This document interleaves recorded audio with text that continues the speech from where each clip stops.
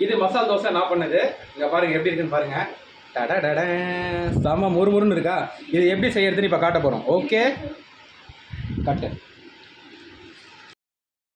Hello எல்லாருக்கும் வணக்கம். இன்றைக்கி வந்து நம்ம மசாலா தோசை பண்ணியிருக்கிறோம். நான் மசாலா தோசை செஞ்சு எக்ஸ்பர்ட் ஆகிட்டேன் வீட்டில். இதில் வந்து பார்த்தீங்கன்னா இந்த தோசை மாவு வந்து எங்கே அரைச்சதுன்னா அரைக்கலாம் இல்லை. ஐடி தோசை மாவு ப்ரொமோட் பண்ணுறேன் நினைக்கிறீங்க. சரி ப்ரொமோட் கூட பண்ணலாம்ல. ஆமாம் கீழே லிங்க்கில் பாருங்கள், நான் இதுக்கப்புறம் ஆட் பண்ணுறேன். ஸோ வந்து ஐடி மாவு இது நல்லா வரும். ஐடி மாவு வந்து நல்லா இருக்குது, குவாலிட்டி நல்லா இருக்குது, கிறிஸ்பியாக வரும். இந்த மாவு வந்து இந்த கன்சிஸ்டன்சியில் இது பண்ணிக்கணும். ஓகேங்களா? இப்போ பாருங்கள் கேமரா டிக் எடுத்து வந்து காட்டுறேன்.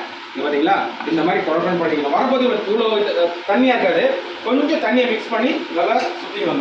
இந்த மாதிரி ஒரு ஹேண்டில் இருந்தால் வசதியாக இருக்கும் பிடிச்சிக்கிறதுக்கு. ரைட், தோசை கல் நான்ஸ்டிக் எப்பவுமே யூஸ் பண்ணுங்கள். இல்லைனா அது ஒரு தடவை பிடிச்சிட்டு தொல்லை. அதனால நான்ஸ்டிக் ஒன்று யூஸ் பண்ணி வச்சுக்கிறது நல்லது. கீ வச்சுக்கிட்டா நல்லா மொறு தோசை வரும். இல்லைனா வீட்டில் நம்ம நார்மலாக செய்கிற தோசை வந்து அவ்வளோ மொறு வராது எண்ணெயில். கீ லைட்டாக யூஸ் பண்ணிங்கன்னா சூப்பராக இருக்கும்.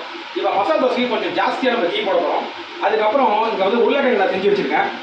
அவ்வளோ இதோ உருளைக்கிழங்கு செஞ்சு வச்சுருக்கேன். இந்த உருளைக்கிழங்கு சேர்த்து சப்பா மேட்ரு ஒன்றுமே கிடையாது. இதை வந்து நான் இன்னொரு வீடியோவில் நான் வந்து பேசுகிறேன். இல்லை வீடியோட எண்டில் வந்து எப்படி செய்யறதுன்றதை நான் சொல்கிறேன். இதை முதல்ல செஞ்சு வச்சுக்கணும். இது செய்யறதுக்கு வந்து கிட்டத்தட்ட 15-20 மினிட்ஸ் தான் அவங்க உருளைக்கிழங்கு செய்யுது.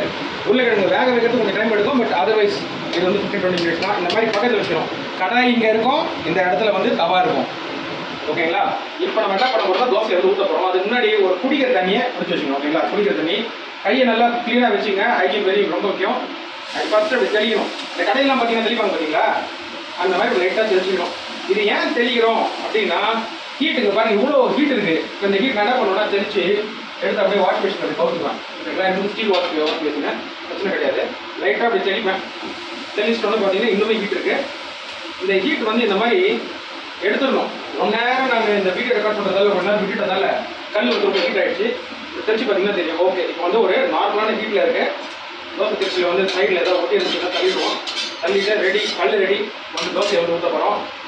ரைட், பாருங்க ஒரு கரண்டி மாவு தான் எடுக்கணும். சும்மா 2-3 போடுறாதீங்க.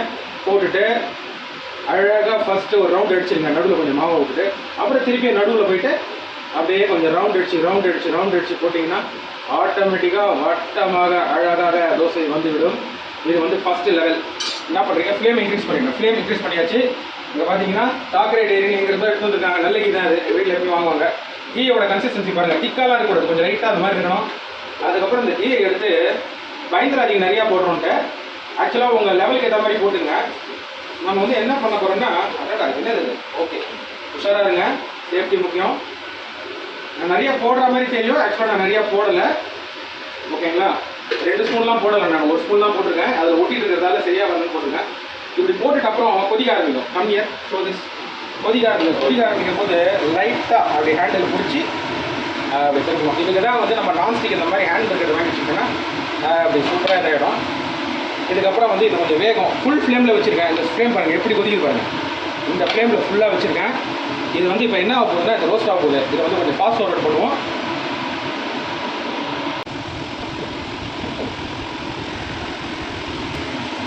இப்போ பார்த்தீங்கன்னா அப்படியே கொஞ்சம் ப்ரௌனாக இங்கே ஆகிருக்கு, தெரியுதுங்களா? ப்ரௌனாக ஆகிட்டு இந்த ஏரியாலாம் ப்ரௌனாக இருக்குது.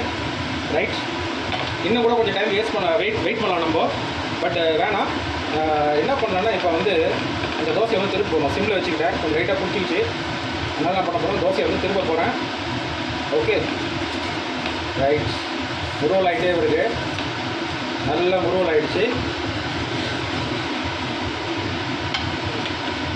பார்த்தீங்கன்னா அட்டகாசமாக தோசை வந்து திரும்ப வருது. ரைட், அடேங்கப்பா பார்த்தீங்களா தோசை. நான் கொஞ்சம் நிறைய டைம் எடுக்கல, அதனால் வந்து தோசை இந்த மாதிரி வந்துருக்கு. ஆனால் முருவில் தான் இருக்குது.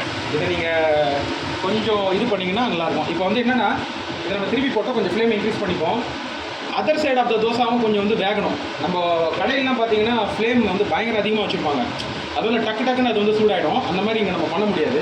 அதனால் நம்ம என்ன பண்ணுறோன்னா கடையிலலாம் ஒரு சைடில் வச்சு அப்படியே மசாலா போடுவாங்க. நம்ம கொஞ்சம் இதை வேக வச்சுட்டு அதர் சைடும் அதுக்கப்புறம் மசாலா வந்து நம்ம போட போகிறோம். சரிங்களா? பாருங்கள் இப்போ வந்து பார்த்தீங்கன்னா கம்ப்ளோஸ் ஸோ திஸ் இப்போ பார்த்தீங்கன்னா கொஞ்சம் எந்த பக்கமும் வெந்திருக்கு. இப்போ நம்ம சிம் பண்ணிக்கிறோம். சிம் பண்ணிவிட்டு உருளைக்கிழங்கு எடுத்துக்கிறோம். உருளைக்கிழங்கு எடுத்து ஒரு சைடு அப்படி போட்டுக்கிறோம். போட்டுட்டு அது எவ்வளோ உங்களுக்கு உருளைக்கிழங்கு வேணுமோ அவ்வளோ போட்டுருங்க.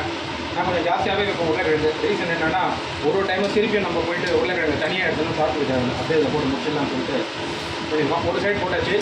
போட்டுட்டு இதை அப்படியே மடிச்சிடணும். அப்படி லாவகமாக அப்படி ஒரு திருப்பு இப்படி ஒரு திருப்பு அப்படின்னு வாங்க வடிவேல் அந்த மாதிரி. ரைட். அப்படி திருப்பியாச்சு. தோசை வந்து பட்டகாசமாக இருக்குது, செமையாக இருக்குது தோசை. இங்கே பாருங்கள் என்ன மாதிரி இருக்குது தோசை. முருவெல்லாம் சும்மா ரெட்டு கலரில் நல்ல வடிவேல் அந்த மாதிரி ரெட்டு கலரில் நம்ம பட்டையாக கலப்பிடுவோம். இந்த மாதிரி லைட்டாக நம்ம இந்த பக்கம் நம்ம டீ போட்டு கூட வச்சிங்களேன், டீயாமல் வேகணும். அதே டைமில் முருவாகணும். கொஞ்சம் டீ போட்டுங்க. அப்புறம் கொஞ்சம் பாருங்கள், கொஞ்சம் ப்ரெஸ் பண்ணிட்டீங்கன்னா அந்த உருளைக்கிழங்கு வந்து ஈவனாக ஸ்ப்ரெட் ஆகும். ரைட். இப்போ வந்து இதை அப்படியே விட்டுருங்க. சிம்லேயே கொஞ்ச நேரம் கூட விடலாம், இல்லை ஃப்ளேமை கொஞ்சம் அதிகம் போட்டு உடனே கூட திருப்பலாம். இதில் பெரிய டிஃப்ரென்ஸ் ஒன்றும் இல்லை, இவ்வளோ தான். இன்னும் முருகலாகணும், கொஞ்சம் பெரிய டைமில் விட்டிங்கன்னா முருகலாகிடும். மசால் தோசை இப்போது ready. Okay. Tata bye bye. Subscribe பண்ணுங்கள், லைக் பண்ணுங்கள், ஷேர் பண்ணுங்கள்.